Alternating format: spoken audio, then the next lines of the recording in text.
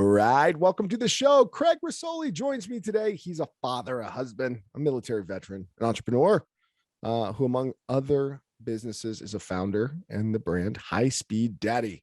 I'm looking forward to picking his brain today, learning from this man. Craig, welcome to the show, brother. What's up? What's up? What's up? What's happening, man? I'm super stoked to be here. Thanks for having me on. Dude, man, it's so good to, you and I have been talking about having you on the show for a little while now. It's got to been at least, I feel like it's been probably a year. Too long. It's too long. I feel like it's been a year. It's too long. Yeah. But I'm here now. So that counts, right? Yeah, it's one of those things where it's like you're juggling a lot of balls at a time and doing different scheduling, and then people pop into your life and pop out of your life and all those things. But I'm so happy we're here today. Yeah, man. Let's dive right into it. Yeah, make it happen. Let's do it. Hey, so would love to get just a real high level of your background, man. Let's start with probably military service seems like the most logical place, but there's probably a trajectory, a smooth transition into it. Yeah, there's probably something that got you into the military. So I'm curious, man. Maybe reflect a little bit on that. Yeah. So the biggest motivation for me to get into the military was my grandfather, World War II POW, really tough, really hard man. 9 months interned, in at 180 pounds, liberated at 98 pounds. One of those deals. Like, saw it, lived it. And I got to hear the stories and kind of experience that. So big motivation for me on patriotism, service to country, service to family, things along those lines. Spent a lot of time around my grandparents growing up. Grandpa had his skeletons in the closet and all the issues that came out of that. But I thankfully didn't get to experience that part of it.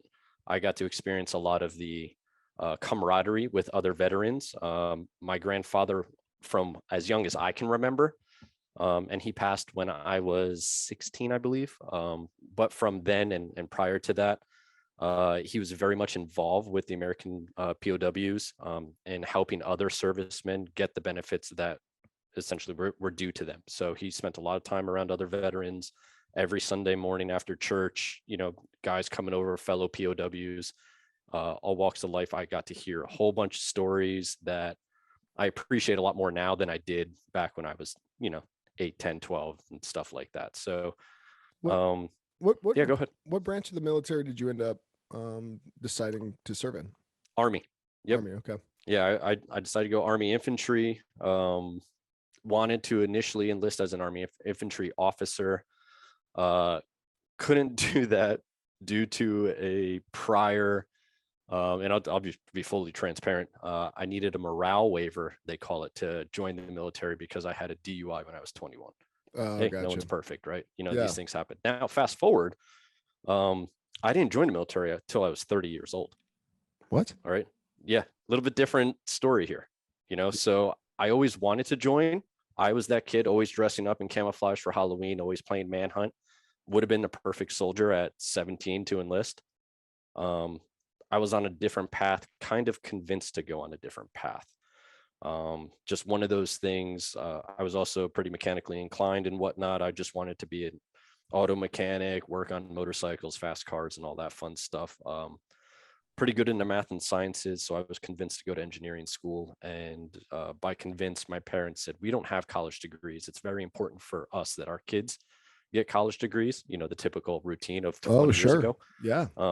And they helped me through college, and out of respect to my parents, I did that. I got my piece of paper, got through an engineering school as a mechanical engineer, but still going, even into industry and jobs and stuff like that. I always had like an underlying urge and gut feeling that I needed to join the service. So after talking with recruiters several times in my 20s, late 20s and stuff like that, my then girlfriend, now wife, just before my 30th birthday, said, listen, you've talked about this a lot. I don't want to be a cause of regret. Your job should not be a cause of regret. Is this something that you want and have to do? Go do it. And she essentially with that gave me permission. And within like 6 months, I was at boot camp. So, oh, wow. Yeah. So What was that experience like being like, because there's a lot of 17, Oh, 18, there's 19 a year lot. olds Yeah. and Yeah. they have not lived some life, brother. And I mean, you've lived some life by the time that you got into the military. What's the Yeah. perspective difference? Oh, What's the, definitely. Definitely. So, I mean, if you take it just back to like boot camp, right? Basic training and whatnot, the average age of a enlisted soldier going in is anywhere from like 17 to maybe 22, 24, somewhere in there. And I'm joining at 30 years old, um, knowing that one, I'm going in for different reasons. These kids are going in for financial reasons. They're going in for college reasons to get their college paid for, and a whole bunch of stuff. They just want to get in there and shoot guns and be cool and whatnot. Some of them had no other option. This and that. Like I had a life. I had a great life. I was making great money. I was already married at that time, and 2 weeks before I had left, I found out that baby number one was on the way. So oh, whole wow. different whole different thing going on, right? So my reason for being there was not monetarily at all. It was pure patriotism. I wanted to go in out of a duty to country that I felt I had to perform. Um, One, just because of my lineage a little bit. Uh, Two, because I was physically and mentally capable, and I thought I could be a valuable asset to the Army. You know, and specifically in that role, I joined as an infantryman. And then continued on to airborne school and some other high speed stuff. And yes, there's the reason I dropped that high speed little Oh, comment no, there. for sure. Yes, so we'll tie that in later too. Open loop created.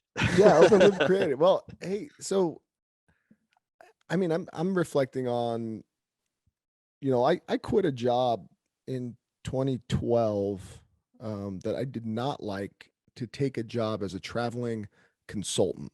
I had a great opportunity to go work with a medical center in Southern California. I started flying out of Boise every single week starting in January 2023.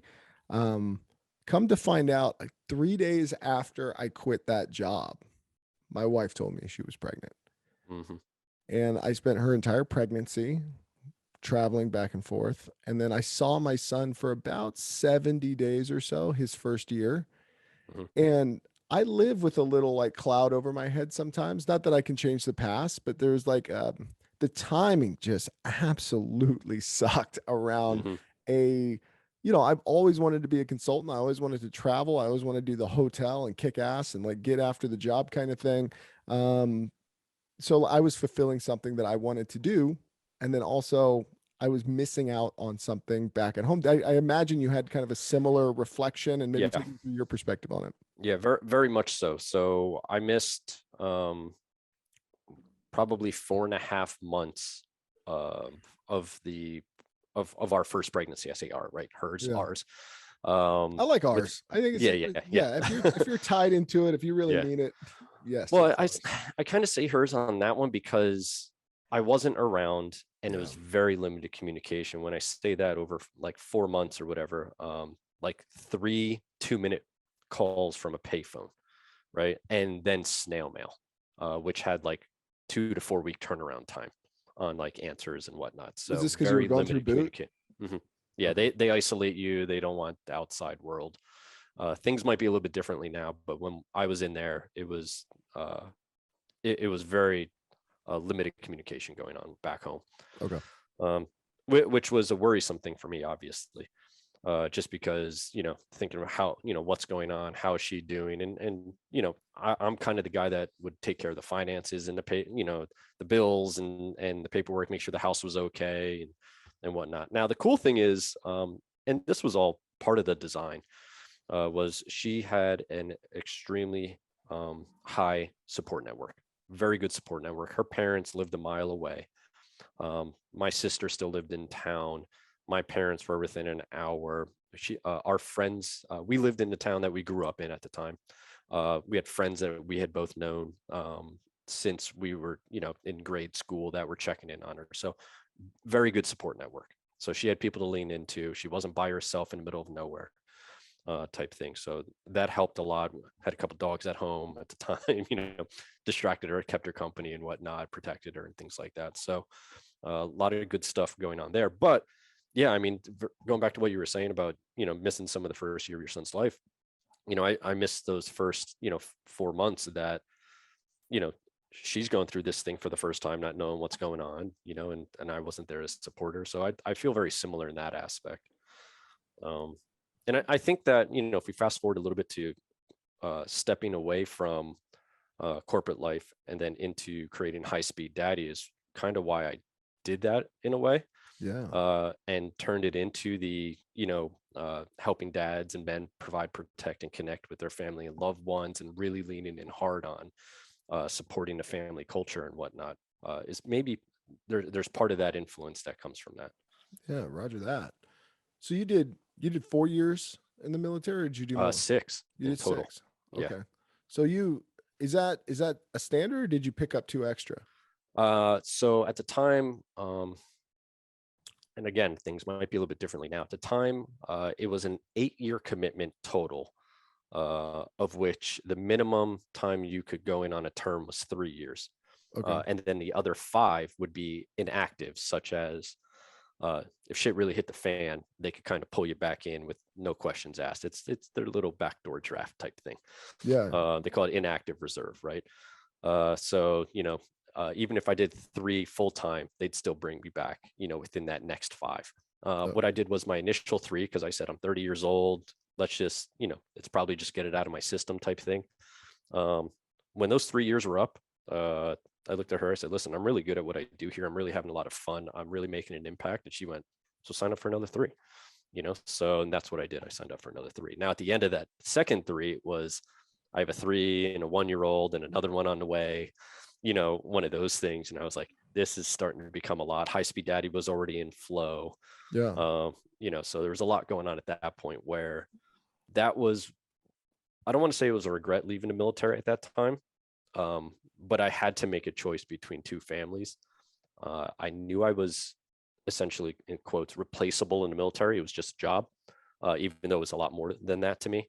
And I was not replaceable at home. Yeah. So, it was starting to become a lot. And I said, no, I'm going to live by what I've created and what I preach through High Speed Daddy brand. And I'm going to leave that to stay at home and be with my family.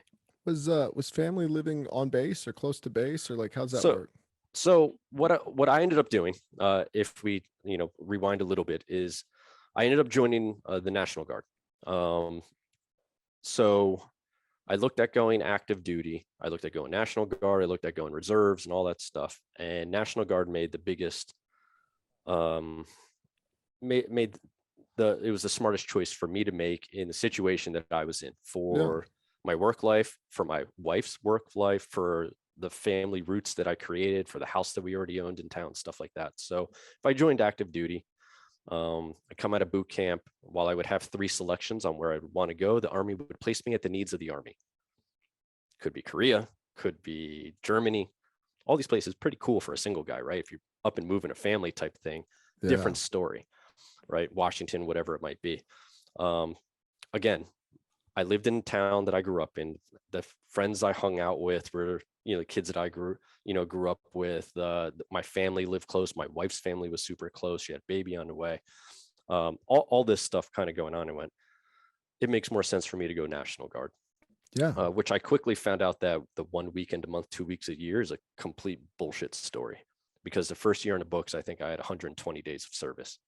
Oh So, wow. yeah. And then from there on out, it was a lot more than, whatever the scheduled 40 days was. It was at least 2 to 3 times that Oh every wow. year for like 6 years. Because when you're good at what you do, there's something called performance punishment. When you're good at what you do, they're going to keep giving you more shit to do and control and take ownership of and whatnot, to keep pushing those leadership capabilities and fulfill the requirements that you have to for your, for your unit. Okay. So, and don't get me wrong, there was some cool stuff in there too. I got to go and volunteer for some very cool shooting schools and rappelling out of helicopters, jumping out of airplanes. So I got to do a bunch of cool stuff through that voluntarily as well. I don't want to say that I was forced, but there was a lot of other stuff that I was voluntold what to do, Oh, you bet. and what school to go to, and how long I was going to be doing it for, and whatnot. So what was life like on the back end of your transition out of the military, and then where did this entrepreneurial kind of spirit and spark happen? Did you always have it? Did Yeah, you? Yeah. yeah. Let's talk through that. Yeah, it was. I feel like it was DNA a little bit. Always had something, always had a hustle, always the, and don't get me wrong, prior to High Speed Daddy, my version of entrepreneurship was how to make more money, right? Very Yeah. selfish, very like hustle, make more money. It's for me, it's for the family. That's it. It's not to provide value for someone else. It's not to help a bunch of other people out. And then we'll see what's on the back end of it type thing. It was very much hustle, hustle, hustle, flip, whatever it might be, Craigslist, eBay, stores, like, things along those lines. Um, Rewind it, cutting lawns, weed whacking, odd jobs, walking around with buddies with snow shovels, doing driveways. And then even rewinding even further back to, the story of my grandfather. He had created with us grandkids, I have an older brother and younger sister, a plant and farm stand outside of his house. He had a couple acres of property. 1 acre was a house. The other acre was a couple greenhouses, and then plant flowers, vegetables, things like that. So, again, very young age until he passed. And we ran it for another year or two after he passed. Side hustle of, running a business that way. And he did it legit. We would have, at 8 years old, 10 years old, legit Robertson rules meetings. I first this, I second that. I'm the president of the company, my brother the treasurer, my sister the secretary, my Oh, grandparents are the co-chairman. wow.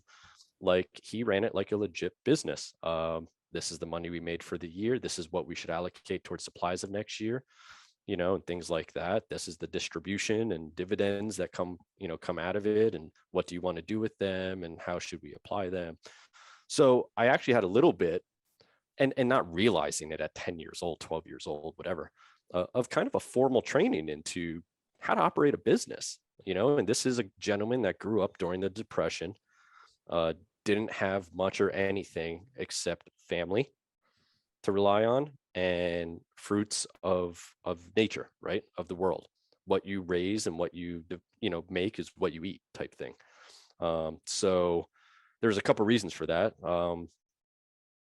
One, we could create a business from it. You don't need to rely on someone else to pay you. You can do something, make something, sell it, and receive income from it. That's one. Two, if you raise your own food, you'll never go hungry. This is coming from a guy that ate dandelions in concentration camp, right? People thought he was crazy. Dandelions are high in potassium, high in vitamins, high in nutrients and stuff like that. The dandelion leaves, right? Yeah. This is stuff that he learned as a kid growing up during the Depression that he took on and used and saved lives of men during World War II in a POW camp, right? So I would kind of put this stuff together, and it took me years to kind of connect the spider web and going, God damn, he was a smart fucking man, Yeah. Right. and like the lessons that he passed on that I'm now at 30 to 40 years old, like realizing this stuff, and having it sink in maturity to kind of recognize that now that I have my own kids and whatnot. So like, kudos to this fucking guy, right? Yeah. So really cool. So a couple things coming out of that. So yeah, really cool. Yeah. So then what's the most logical, like bigger entrepreneurial venture to talk about? Was it High Speed Daddy out of the gate, or did you have a couple other products that you were trying to bring to market prior No. to that? Actually, on a unique and custom product bringing to market, High Speed Daddy was the initial. So rewinding, I was going, still in the National Guard, still working corporate job. I had worked a corporate job, the same one for 12, 13 years. Doing very well there, very well military life, had a very young family. Things were going pretty smooth, but there was still an urge of like the hustle on the side. I was snow plowing, with a buddy of mine, still making the money on the side, hustling. What else can I do? You know, Flipping stuff on Craigslist, on the eBay store, like I said, things along those lines. So I had a little venture into e-commerce and whatnot. But then I got presented an opportunity to take an advancement at the current job, which was cool, but it was also the downfall of my career there. And the quick story around that is I took a promotion that I probably one, and I'll admit it, that I probably wasn't ready for leadership and development wise. Two, it wasn't very well supported. Three, I didn't really like the people that were on my team that I worked with. Bad recipe in corporate Yeah. life. Oh yeah, dude. You Bad can't. recipe. You got to add a lot to that pot to make it taste sweet. Mhm. Like you're starting from a real nasty roux there. Now add in the military stuff going on, and I'm Yeah. going away for military service. I have a very young family at home, and learning the intricate, you know, life of the anxiety built around new fatherhood that isn't talked about a hell of a lot. I guess until recently, the last couple of years, I see a lot of guys talking about that stuff, which is real cool. Yeah. Finally. Yeah, exactly. So, all that stuff kind of building up, and then things started slipping at work. Essentially, projects, we're starting to get the scope creep, and not getting done on time. And I'm away from military service, and not a very well supported team. And then where the company was very supportive of me doing the military service because they could blast it all over PR, and we support our veterans until performance isn't starting to be met, and then they start blaming military service for that, but they can't fire me because there's laws that protect our employment. But if they use performance related issues, then they can kind of get rid of me and all that fun stuff. So anyway, that within probably 6 to 8 months, my reputation in the company went from stellar to I'm on a PIP, right? Yeah. No bueno. Those in corporate know that that's kind of like, their little, we're going to raise a red flag and you mess up again, we're getting rid of you type thing. And that was my forte into like, this isn't going well. I don't want to be here anymore. I need to find something else to do. So I started going, and while I always read books and blog posts and listened to podcasts, that was the kick in the ass to be like, oh no, you need to figure it out like sooner than later. So I think I came across a video on like how to sell on Amazon or something along those lines to get into the Amazon selling community. And that's how we launched High Speed Daddy. But I went hard into like how that works and whatnot. And I was like, listen, I'm already in new product development. That's my background: mechanical engineering, new product development, working with suppliers, procurement, quality control, etc. I've got that on lockdown. How to sell something, how to flip it, yeah, okay, a little bit. How to market and all that stuff, not so much.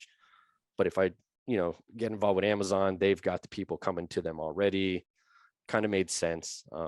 And then after I started going down all those rabbit holes, I came across a podcast that someone talked about an idea generator for a product idea generation. And they said, do something called a touch list. And I said, what's that? I said, from the time you wake up in the morning to the time you go to sleep at night, everything you touch in that day, write down on a piece of paper, hundreds of items: toothbrush, pillowcase, desk, things along those lines. You think about it, there's lots and lots of items. Now take that with a certain amount of criteria and start narrowing it down to what you think you could sell on Amazon, something you want to build a brand around, not just flip a product, something that you think you can improve upon, something that, look on Amazon is not being sold currently, different color, this and that, blah, blah, blah, blah. And I narrowed it down to two things that I was interested in: military service, fatherhood. So what I was carrying around at the time for my 3 and 1 year old was my Army assault pack with diapers in it and milk bottles and stuff like that. But it didn't have the cool features of an actual diaper bag that my wife's flowery pink and purple diaper bag had, that I didn't want to carry around. By the way, And that's cool. That's fine. I've got a pink camo backpack right there. Yeah. But it wasn't my style. Yeah. Right. So what I did was I merged those two together and I created a military themed and inspired backpack and diaper bag that someone could use. It would be inconspicuous and not know that it was a diaper bag, but it had the features of a diaper bag, such as insulated pockets for milk bottles to keep them warm or cold for food, or water, stroller straps to hook onto a stroller so you wouldn't have to wear it.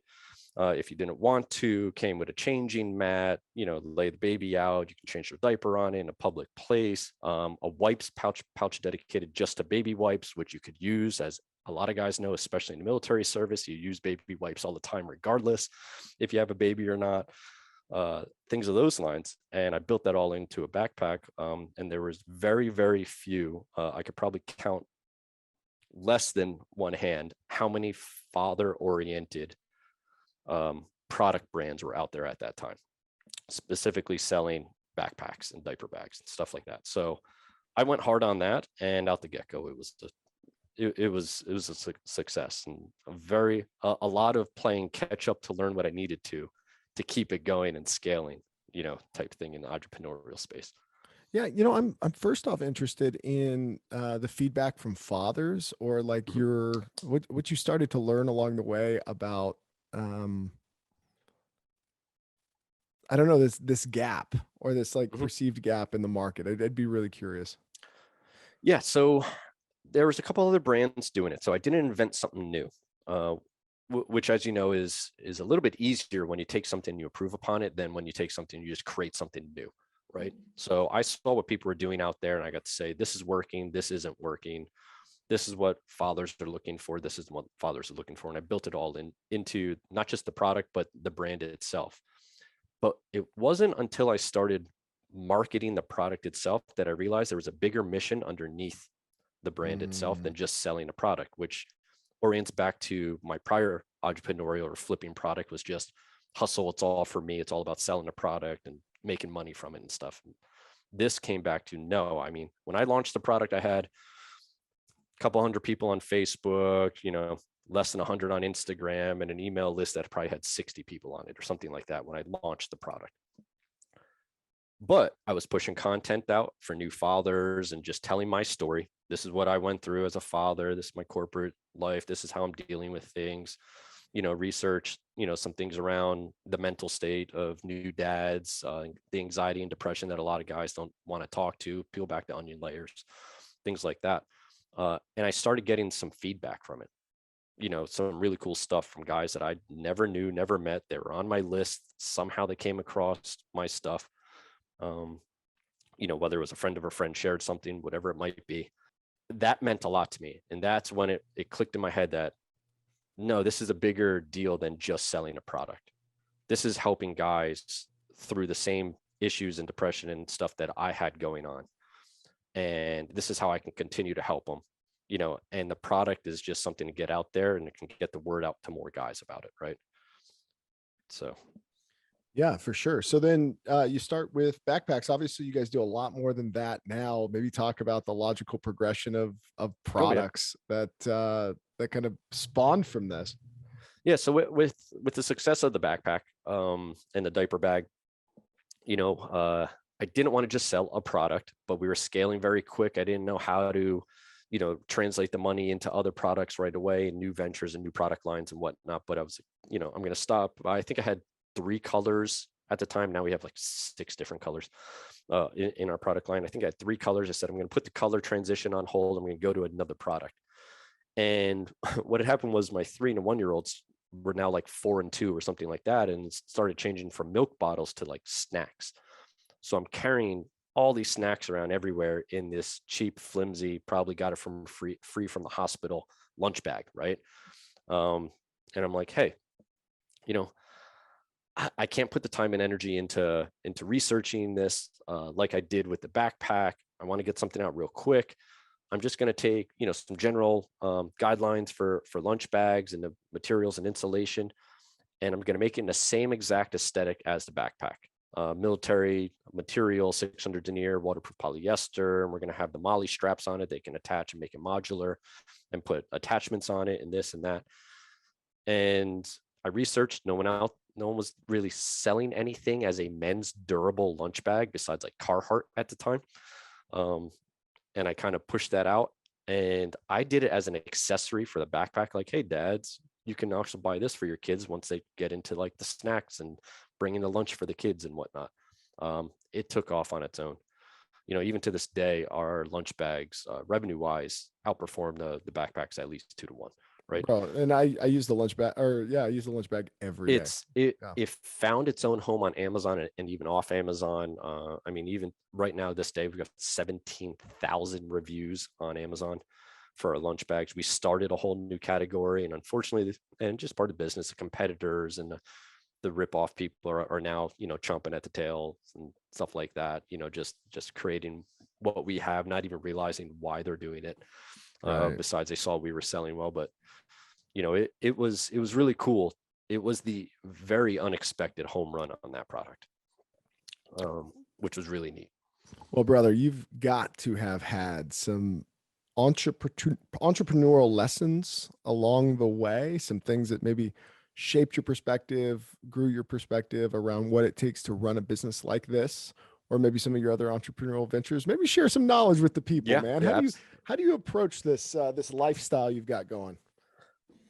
Uh, I've thought about this a little bit, and just like what makes me more successful than the next guy type thing, right? Yeah. I don't want to say it's the grit and the hustle because everyone can do and get in the flow of all that stuff. Um, I think initiative plays a little bit into it. Just not getting hung up on things. I mean, I guess the grit and the perseverance do play a little part of it. March 2020 happens, you see revenue gets split in half and this and that. Amazon prioritizes shipping essential items and whatnot. So am I just going to roll over and die there? Or am I going to find a 3PL within 2 days, get them up and running, send product to them, and have them start fulfilling all of our Amazon orders? I didn't know how to do that. I'm not a software tech guy, but I can figure it out. And that's kind of something I want to come back to on that, is that you learn what you have to at that time to move on to the next step. It's like just-in-time learning, I think they call it, right? You learn what you have to, get the job accomplished, move on to the next, and then you keep in the flow with that. Don't get too far ahead of yourselves. I don't need to learn what $100 million CEO of a company does right now. Maybe we'll get there someday, maybe we won't, but I don't need to know exactly what he knows now. I need to know how to get to, 5, 10, 20 million dollars and stuff in revenue before we get to that $100 million, because it's completely different than what the guy at 500,000 needs to know to what the guy at 5 million needs to know, et cetera, et cetera. So that's one. Two is everything doesn't have to be perfect. Good is good enough was something that always stuck in my head, except for when I was trying to design the products. I was trying to make the products as good as possible out the bat. Everything else, website, photography, good is good enough. You can come back and change things around. What I quickly found out, though, is that even the products didn't have to be perfect out the get-go, because you can get the feedback from the marketplace to find out what they really, really want to know, or how they're using it and what needs to be corrected. I mean, a quick example, and I'm not ashamed of it. It is what it is. When we first launched the backpacks and the first run of the lunch bags, our zippers were starting to have issues. We had no idea. We went on what the supplier sold us and this and that, but the zippers started coming apart and fraying and not keeping together and whatnot. And found out that we were not using the best zipper on the market. So I went, well, what's the best zipper on the market? Researched it, YKK. I'm going to pay for it, but that's the zipper that I want, because this is how the people are using it. This is how the community is using it. I'm going to sell a men's durable lunch bag that guys are going to use on a construction site and whatever it might be, or that the military or that police officers are using for 12-hour shifts. Like this is what we need. So YKK zippers it is, right? It costs us a lot more, but that's what the market calls for. So without knowing that, like I didn't know how the community was using those. I mean, I could take guesses and if you look at just the breakdown, the costs and whatnot, you're just going like, I'm not spending that much for zippers off the get-go.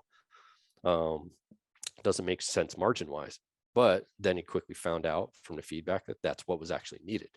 So Yeah. quick example. Same thing, photography. When we launched our products, the photography was taken on a white sheet background in my basement with my iPhone 7.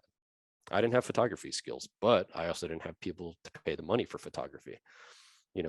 I mean, I think we went the whole first year without even having like graphics and like infographics done on our products and whatnot. I didn't even have like a complete white background. It wasn't even cut out. It was literally just a white sheet. You could see all the shadows. It looked like shit. But we launched the product and it was selling, and then we went back around and made it nicer after a while, which obviously improved our conversion rate on sales and whatnot. But at least off the get-go, it's, really bootstrapping it. The other thing, and those, by the way, great advice, right? That done is better than perfect in a lot Mm-hmm. of in Mm-hmm. a lot of ways of life. And then also it's just that showing up, man. It's showing up. It's being durable and resistant and resilient, if you will. And being able to take those stresses, like you said, and just kind of manage them and say, Mm-hmm. hey, this is just a part. Like I can control what I can control, and the world's going to throw me some things. and I've got to navigate it. And like, that's a part of this whole deal, is changing Oh course. yeah. Yeah, you got to Um, be a stoic a little bit in yeah. this arena, right? And then you also have to learn the other things that come along with it, and how to manage those stresses, how to manage some of the anxiety that all of this brings with it. I've got people on payroll now. It's not just paying my own salary. I got to worry about paying theirs as well. That brings the level of stress and anxiety with it. So the exercise, the meditation, the breath work, all of it plays into how to handle yourself. And then coming back to High Speed Daddy, how I can pass that on to other guys in the community that help them just being a dad, or help them be just figuring out fatherhood, than being an entrepreneur, because it all crosses over as well. Well, that was the next place I wanted to go, which was, when you have a lifestyle brand in the world of fatherhood, you get to learn a lot about fathers, Mm-hmm. or the way that men show up in fatherhood, or issues that they might have around it. I'm sure people volunteer a lot of information when they talk to you, because you have the word daddy in the Yeah. name of your product. And I'm so curious. I bring people on all the time to talk about fatherhood today, and what it means to them to show up as a man, or as a husband, as a father. And you must have some interesting perspectives having a brand in this space. What do you see about fatherhood today in modern times? Maybe some benefits, and Mm-hmm. then maybe some significant gaps. You know what?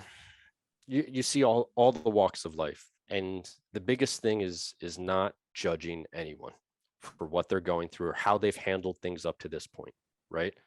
There's a whole bunch of stressors out there, work related, a whole bunch of stressors with bad relationship they maybe shouldn't have gotten into, or single fatherhood, or baby's not born yet, they're divorced off the bat. And I thank my lucky stars and knock on wood that I come from a solid foundation, where my parents are still together, my wife's parents are still together, and not saying things are perfect, but I came from a decent upbringing, and I have a lot of people, and I've seen the gamut of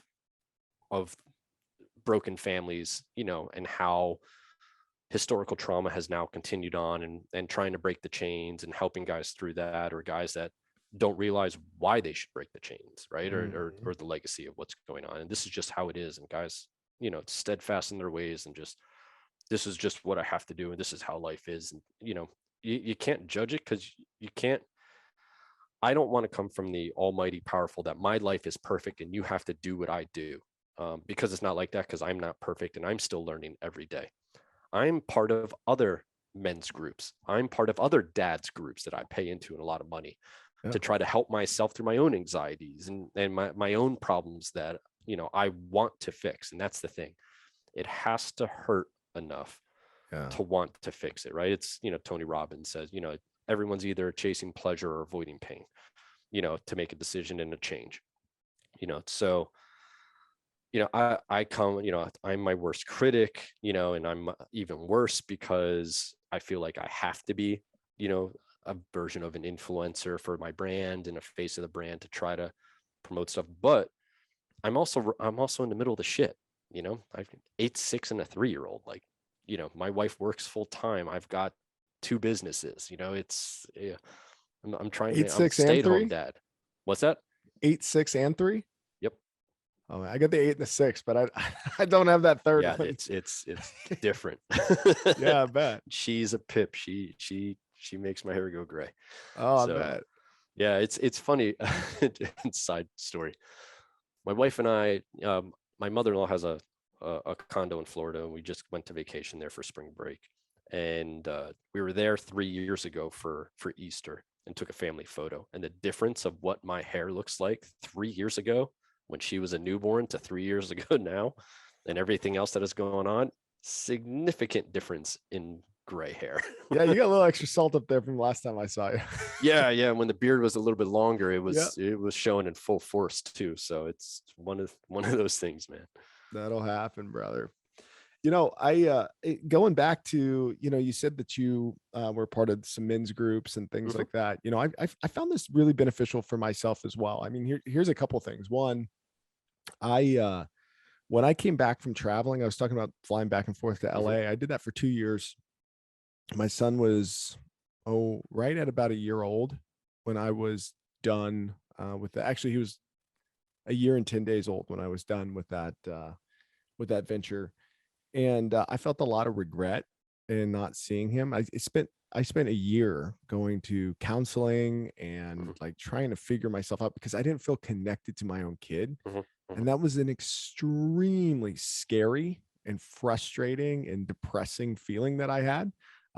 It would come and go. I mean, sometimes I felt like I was dad of the year, but a lot of the times, man, I just felt like I was so insufficient for him, or that like I didn't have this like I was expecting this like overwhelming feeling of like love and joy and admiration, like you see in the movies Mhm. where you see a Yeah. father look at their kid and they're just like bewildered by how amazing they are. And I just hadn't had that yet. Now, since I certainly have as a father, I've lived some of those experiences. Um, but I think that there's a really strange expectations Oh, that yeah. fathers put on themselves or what fatherhood is, and I'd love your perspective on some of that, like the expectations that we put on ourselves. Yeah. Yeah. It's going back to saying I am, and not I was, I am my own worst critic, and I constantly beat myself up to be the best dad that I can be, right? And what does that mean? And that's something that you have to really figure out for yourself on where you want to go with that. I want to build my life around my kids, but I know that my tank needs to be full as well, right? Um, and I didn't know that in the beginning, so it was constant, sacrifice, sacrifice, sacrifice, and then my energy would go down, and then I'm not showing up the best for my family and whatnot, and I had to figure out where that medium is and whatnot. But going back to expectations, everyone wants to be that best dad and that best version of themselves, but at what sacrifice, right? At what are you giving up? Are you giving up all your friends to do that? You shouldn't have to, you know. Um, People are saying, when you have kids, you're never going to be able to have fun again. You're not going to have the same hobbies. Yeah, I hear No, that. it's You hear people say that and you're like, god, what a terrible outlook. exactly what in that case. What's so good about having kids? Yeah. So but I think it's the unexpected things in fatherhood that cause the most joy for me. You know, that are just like the littlest of things, not expecting any of my kids to come up to me and give me a hug or say I love you, and they do it, right? Not like I'm, love you, I'm going to bed, here's your hug. No, it's like middle of the day, or something like that. So real quick, back to the men's group and whatnot. I'm part of, and I'll gladly pimp them out for it and all that stuff. Larry's group in the Dad Edge I community, I am as well. Larry Hagner. Yeah, I am as well. I'm part of his business accelerator father community, and been doing it for over a year now to be a better father, better connection with my wife and kids, and better business owner and things along those lines. And I'm open with my kids about that. And when I mess up, I tell them, like, listen, I didn't mean to raise my voice. That's my fault. I'm sorry. I apologize. I'm working on it. And I'll be straight open and honest with them. And I also tell them, like, hey, this is why I'm going to daddy school, like how they can associate it. So I can be a better dad. And so I can learn how to control those things and not, see red, in Yeah. certain instances and triggers and whatnot, which is legit. Like shit happens. Oh yeah. Um, I blew my and I, kids up the other day. I yelled at them for almost absolutely nothing. The reality was I was already at an 8 or a 9. My oh wife yeah, was in Scottsdale with some friends. Did, having a nice girls' weekend. I had a long work week. The previous weekend she was out of town as well. So I had the full dad oh duty yeah, it's that all weekend as built up. well. Lots of stuff juggling. And man, I don't even know. I couldn't even tell you what it was about, but I know I stormed downstairs and I just started lighting them up. And I was like, it took me about 2 minutes to be like, hey guys, I'm gonna take a mulligan on this one. Like this is not the Hmm. way you deserve to be talked to right now. Yeah, Like yeah. it's not that important. Like let's take 5 and I'll come back downstairs and let's work through this. And they were like shocked for a minute and they're like, okay. But I think that's where the respect comes from as well. Like they Yes. respect me because like, oh, he has restraint. Oh, he understands, like he can manage his perspective and he's not perfect. And he Yeah. admits to that. It's an important dialogue.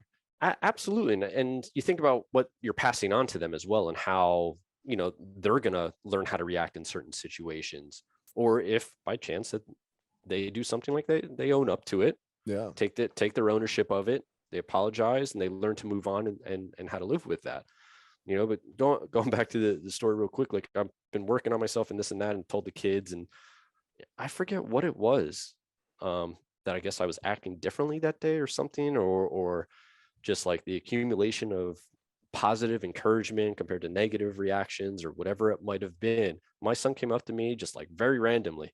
And he's like, Daddy, the daddy school thing you're doing? I'm like, yeah, bud, what about it? And he's like, it's working. You're doing great. Oh, wow. Yeah, right?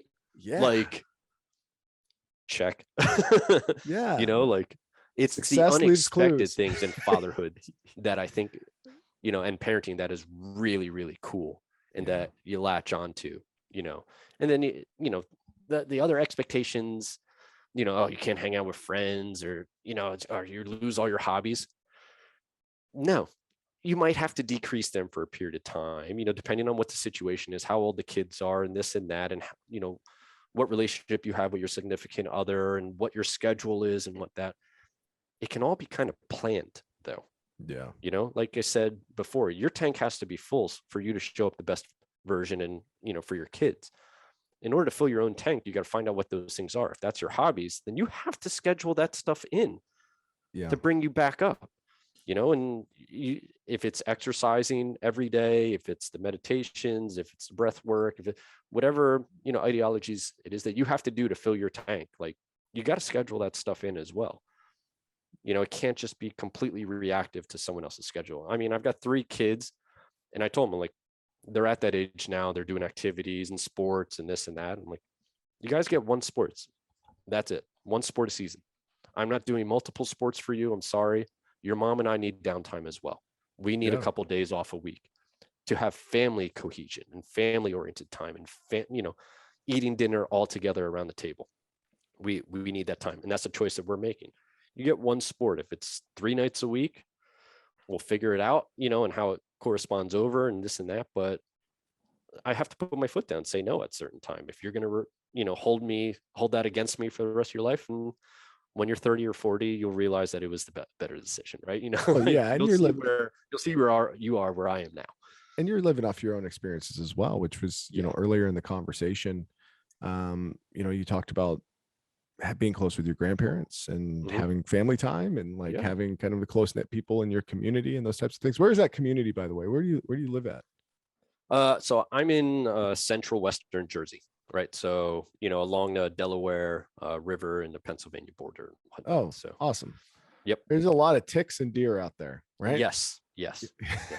Lots of ticks and deer. I'm overlooking some woods right now out my window, and beautiful. I'm sure there's probably about 5 or 10 deer that are right in front of me. So I bet, man. Yeah, and going back to what you were saying earlier, I think it's such a journey for fatherhood, at least a journey of self-reflection. You have to build that muscle of being aware of self and connect with self. And I don't think we always talk about that. I think a lot of it's time management as well. You can have the things that you want as long as you become a good communicator. You have to know what you want, right? Self-reflection. You have to know what you want, and then you have to communicate that out and be willing to put it on a calendar, work with your partner, have those conversations, and then manage your expectations, which means if it doesn't go your way, you have to be able to say, okay, well, it doesn't go my way. Like that's part of fatherhood. That's part of life.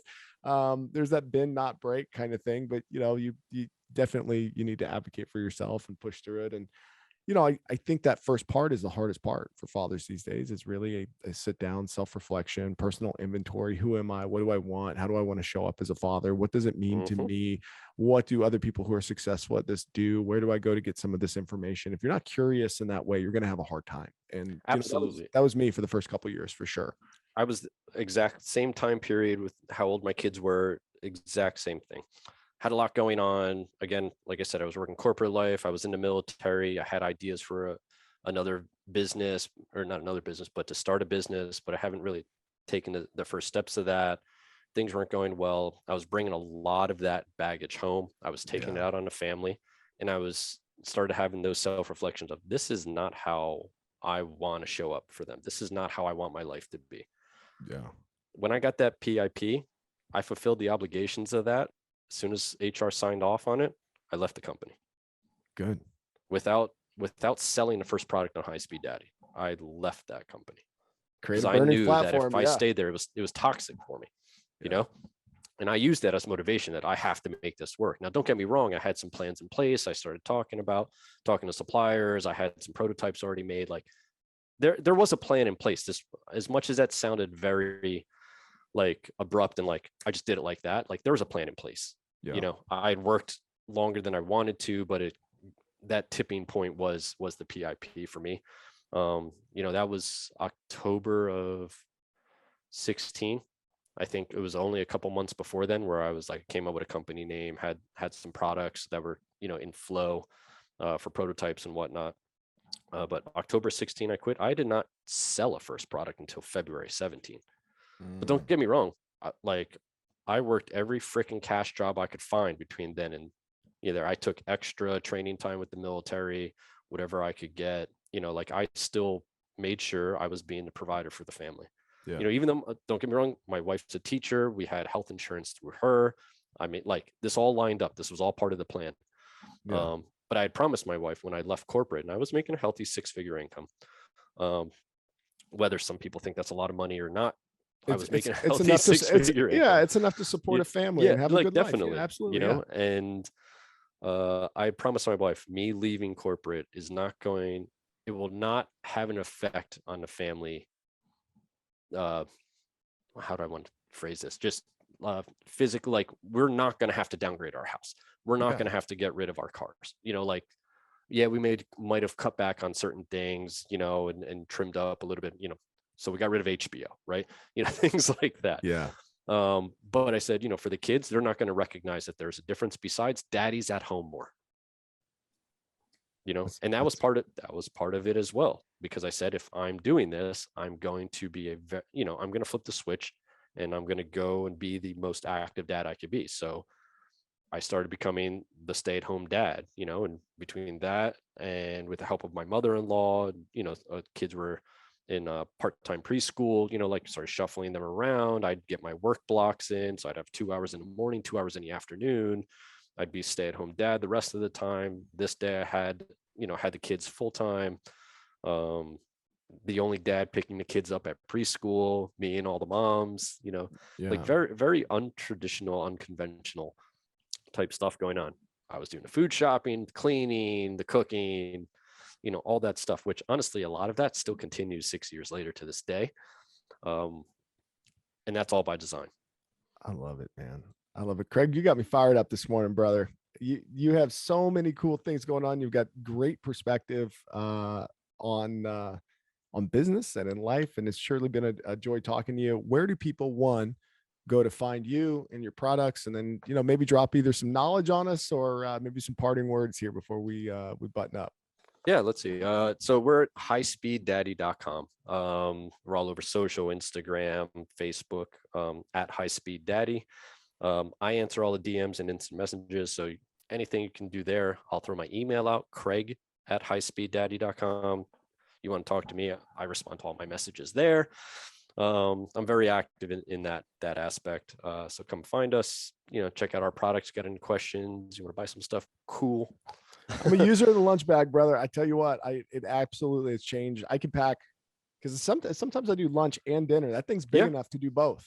Yep. And like I load it down for my kids' sports when I got to take them for a long weekend and all that. So I love what you got going. Now I haven't used the Molly strap to put my concealed carry on it yet.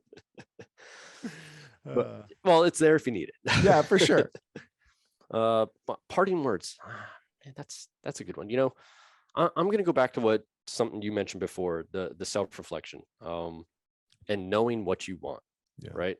You got to know what you want before you take any steps to go wherever you're going. If not, you're just kind of putzing around through life. And is that really what you want to do, or you want to kind of design enjoyment and fulfillment and everything into your life? So with that, take some moments, take some silence, figure out what you want your life to look like, how you want to show up for your family, for your friends, just in the world in general. Take some time about that.